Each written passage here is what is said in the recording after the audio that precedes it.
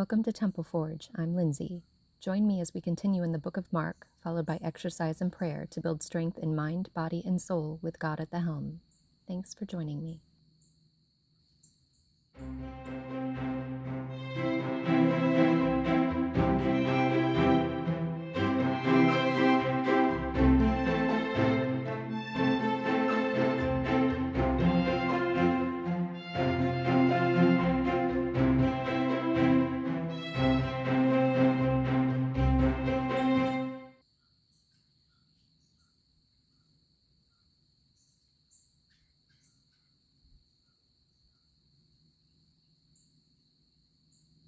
The Book of Mark, Chapter 7.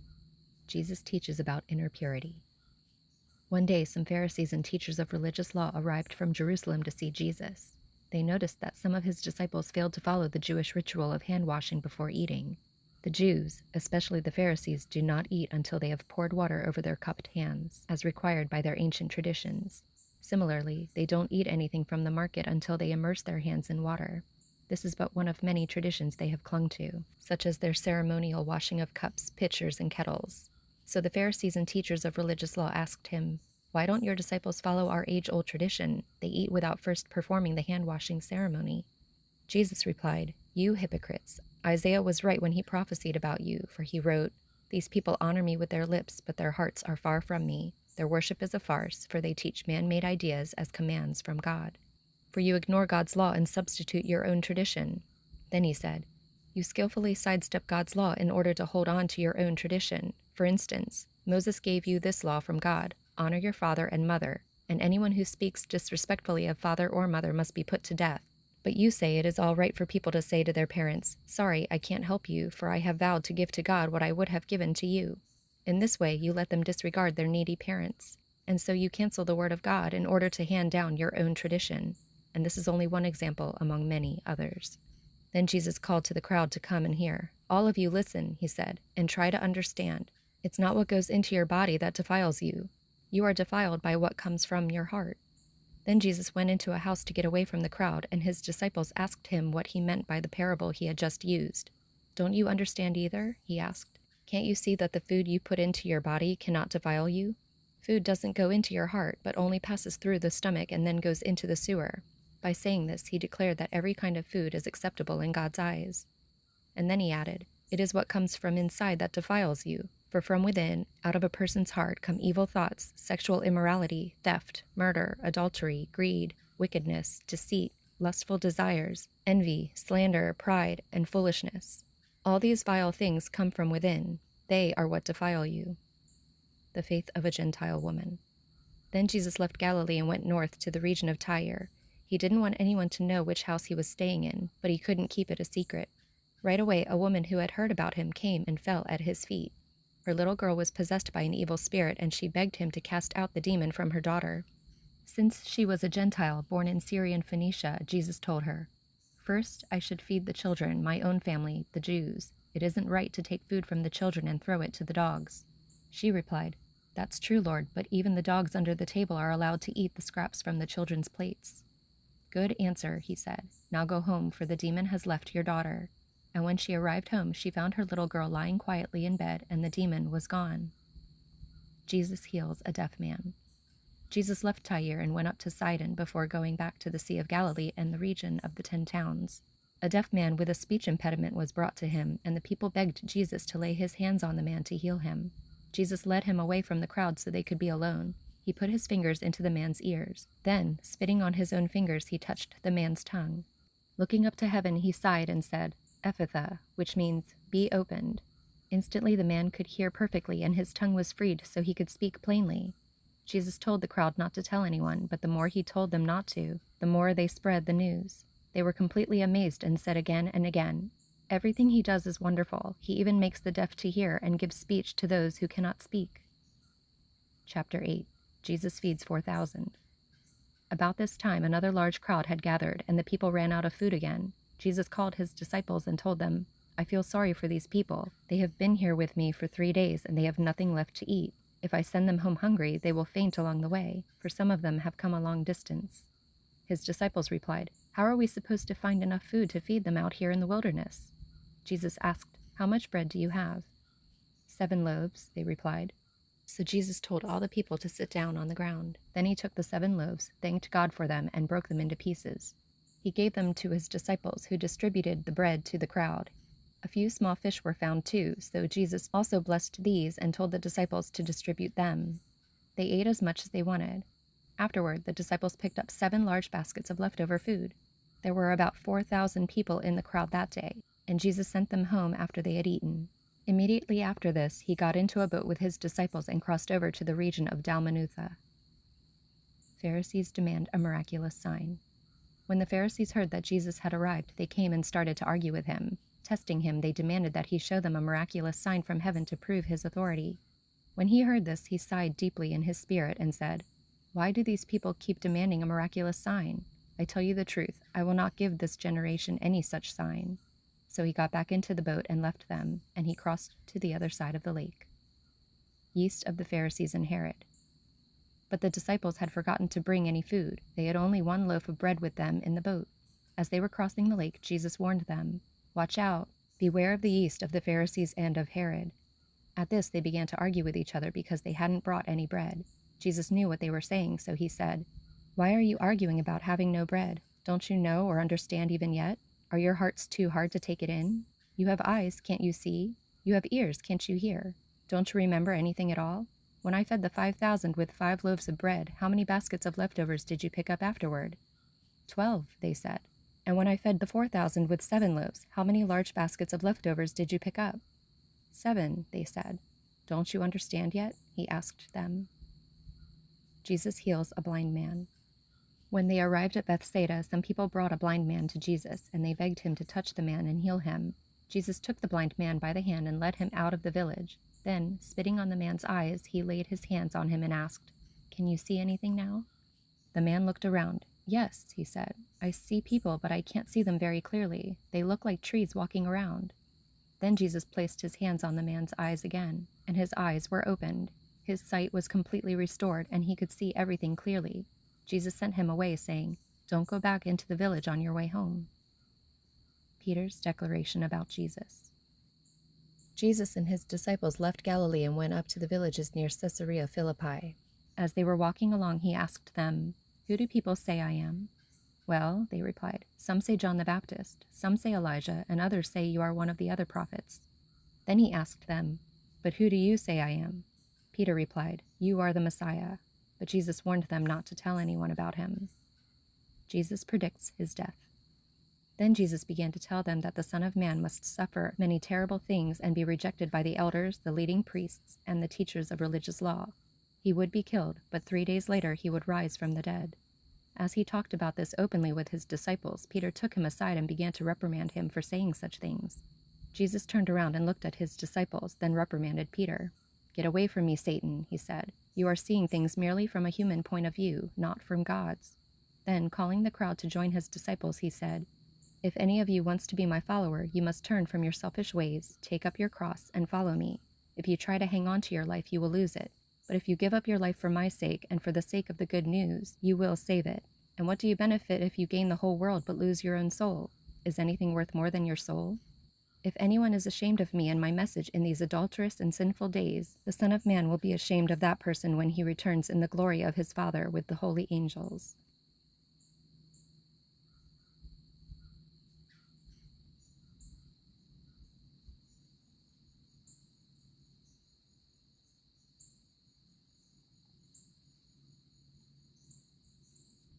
Let's begin with some deep breaths.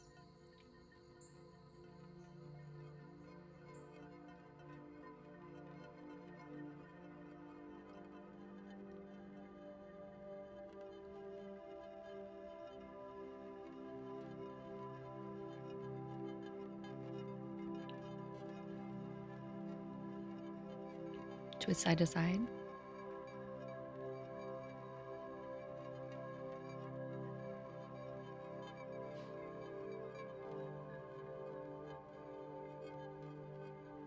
Big arm circles.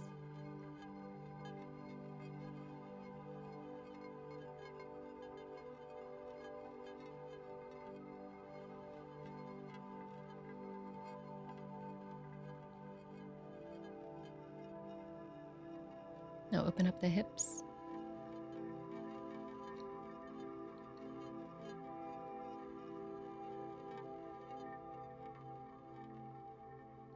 Now toe touches.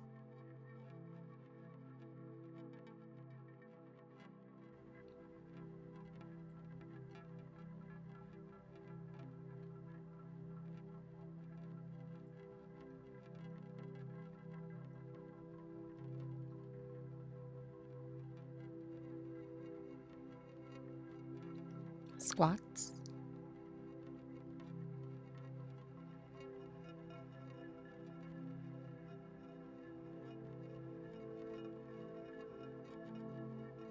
Lunges.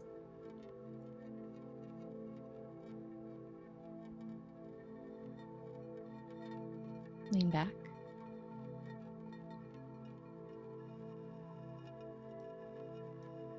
Up.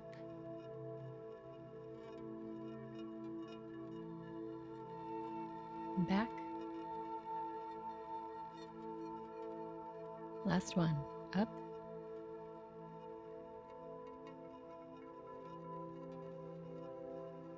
And back. Switch sides.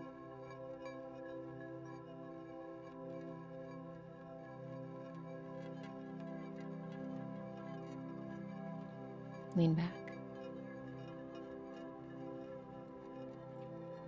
Up.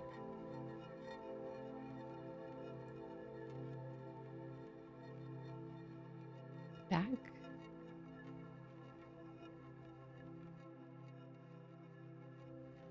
Last time. Up.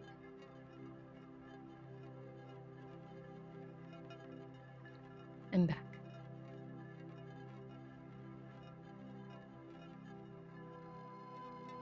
Now stand up. Put your hands behind you. Kick your heels to your hands.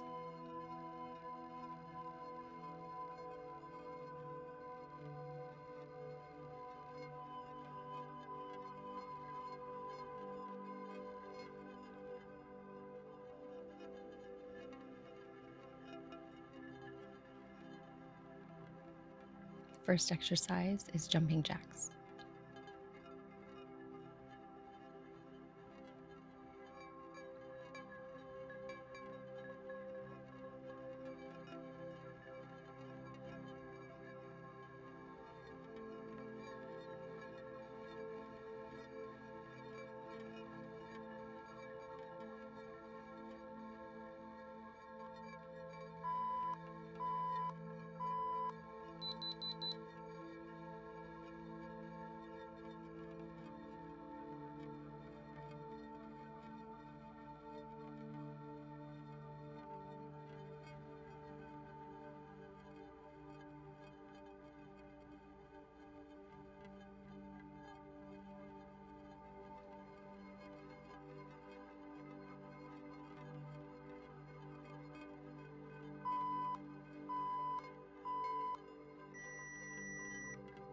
Our next exercise is going to be lateral running punches.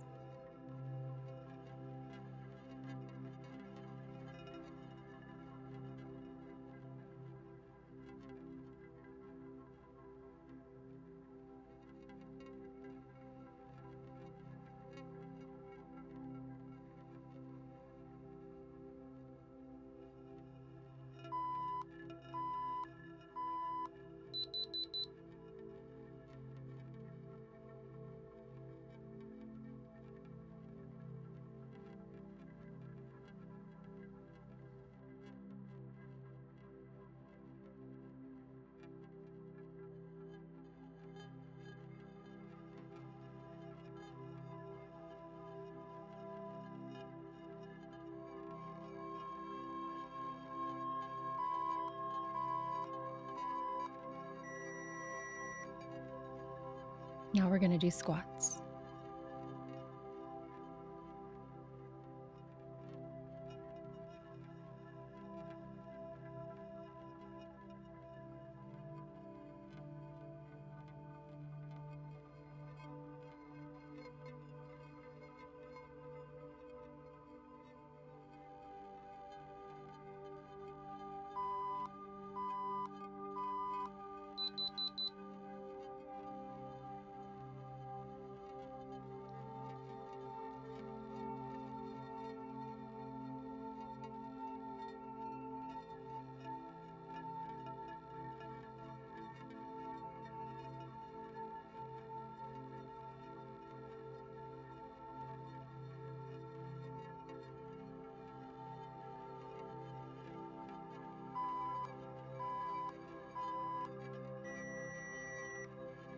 Now we're going to get down on the ground on our hands and knees and do bird dogs, lifting one arm and the opposite leg, and then alternate.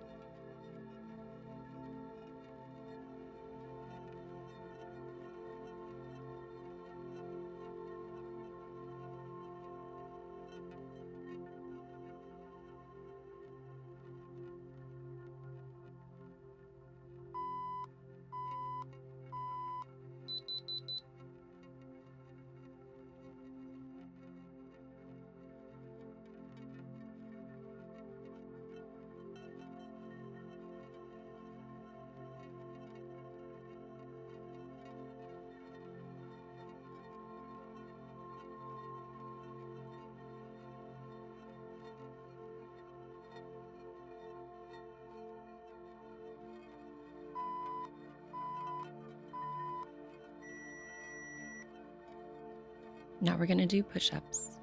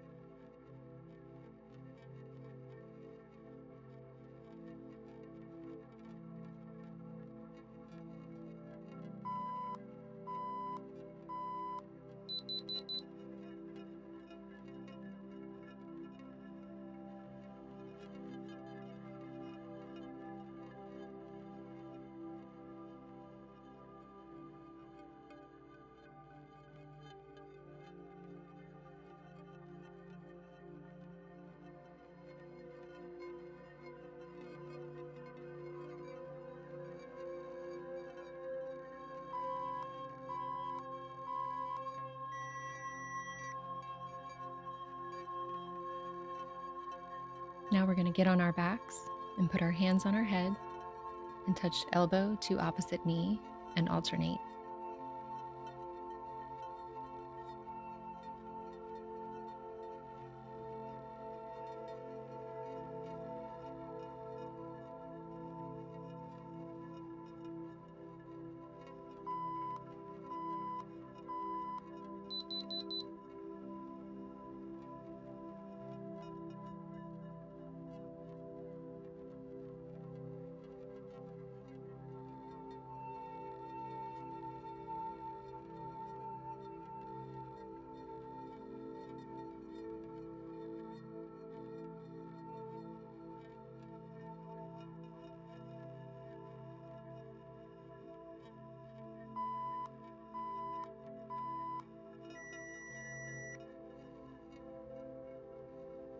Next, we're going to remain on the ground in push-up position with our knees off the ground and do cross-body mountain climbers, bringing each knee to the opposite side.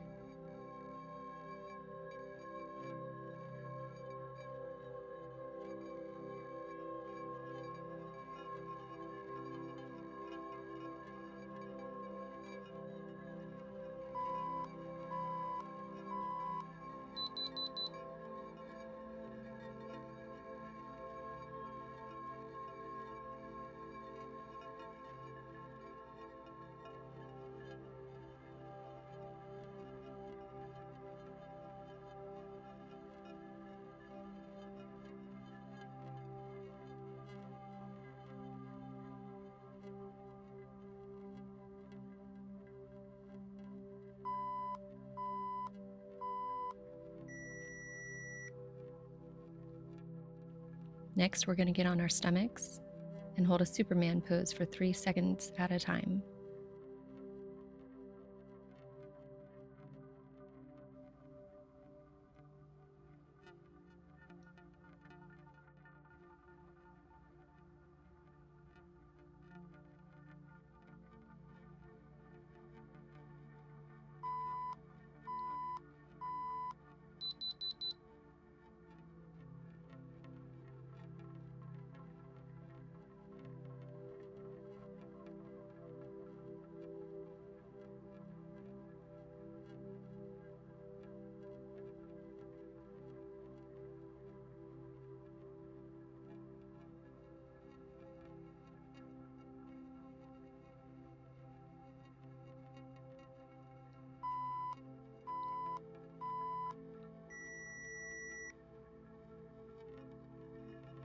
Next, we're going to do crab touches. So on our hands and feet, touch hand to opposite foot and alternate.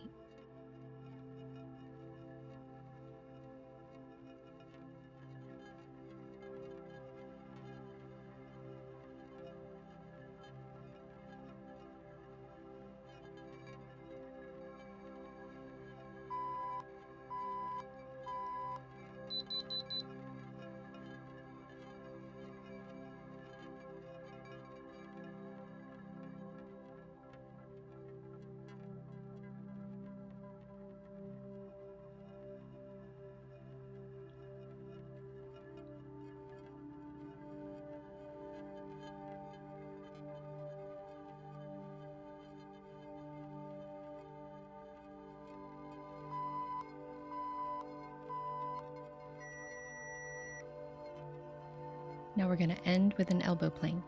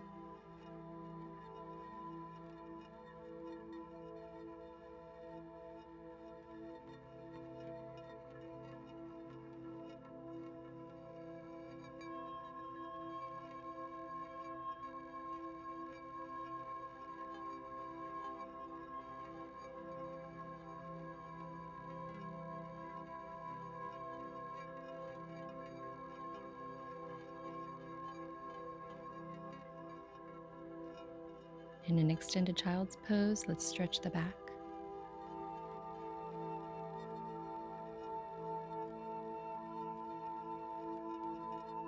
Now bring one foot to your thigh and hold.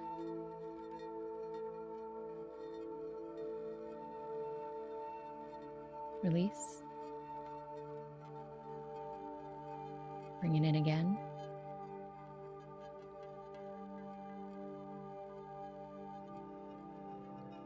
And release. One more time, in.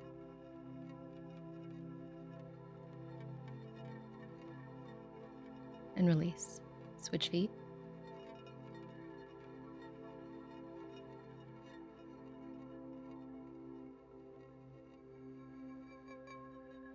And release. And in.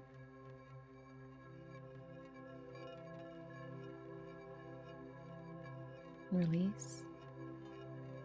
Last one, in.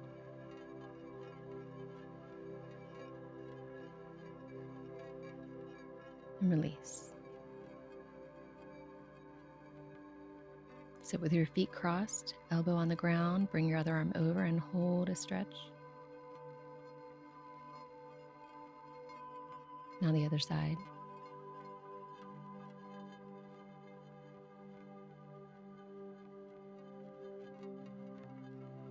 Now walk it out with your hands.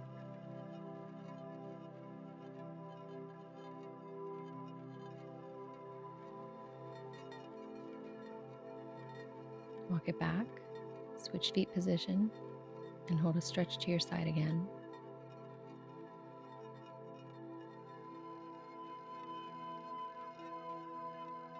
And now the other side.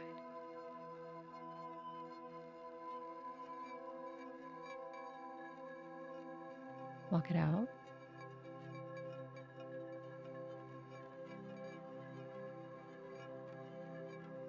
Walk it back.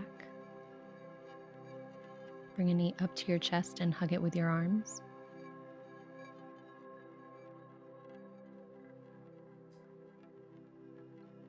Switch knees.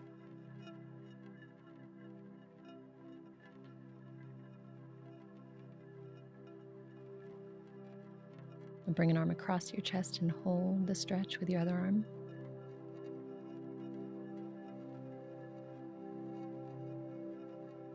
Now the other side.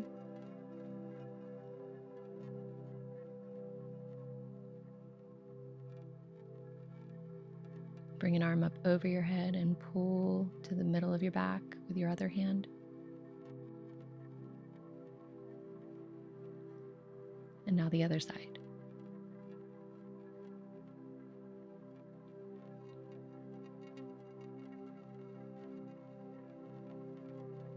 Stand up and twist side to side.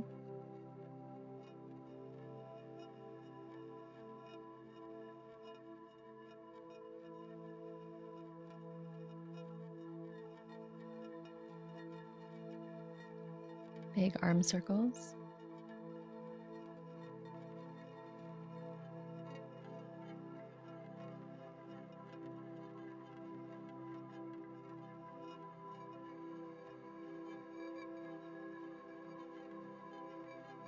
Lunges.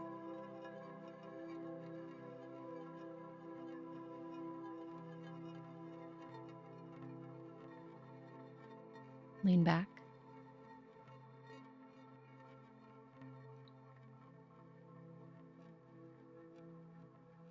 Switch legs.